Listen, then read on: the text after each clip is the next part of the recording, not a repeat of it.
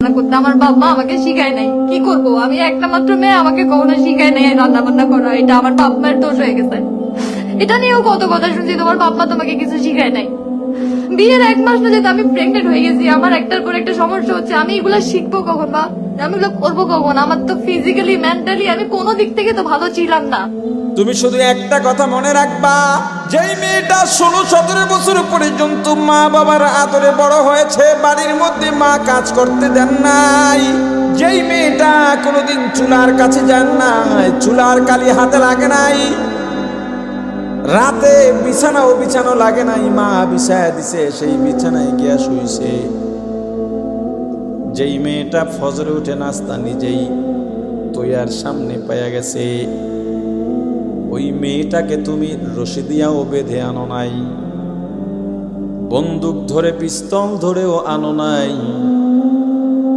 মামলা করেও আনো নাই, শুধুমাত্র কালেমার অদৃশ্য বন্ধন, কালেমার বন্ধন হয়ে গেছে, এখন তোমার সঙ্গে নামতেছে, পিছে পিছে যাইতেছে, মা কাঁদে, বাবা কাঁদে, মেয়েটাও কাঁদে, তুমি একটা অপরিচিত মানুষ, কেন বোঝো না? কেন তোমার পেছনে রওনা দিল, তোমার বাড়িতে চলে গেল, 1 সপ্তাহ হয় নাই, তোমার শ্বশুর যদি দুর্ব্যবহার করে, মেয়েটা বাবার সঙ্গেই রাগ হয়ে যায়, আমার জামাইরে কিছু বললে আমি তোমাদের বাড়িতে আর কোনোদিন আসবো না।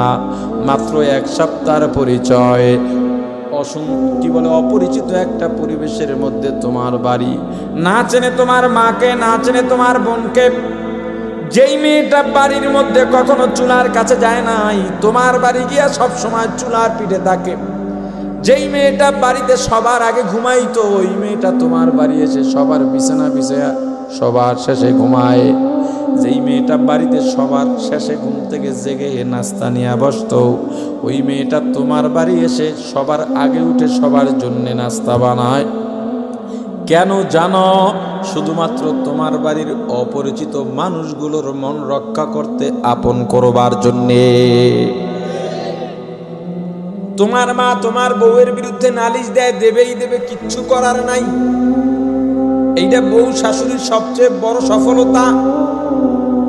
যদি ঝগড়া না থাকে তাহলে হাউরির সফলতাও নাই, বউর সফলতা নাই, এটা হলো তাদের অবস্থা। তোমার মা নালিশ দিছে, মাকে সান্ত্বনা দাও, বউয়ের পক্ষে বলে মাকে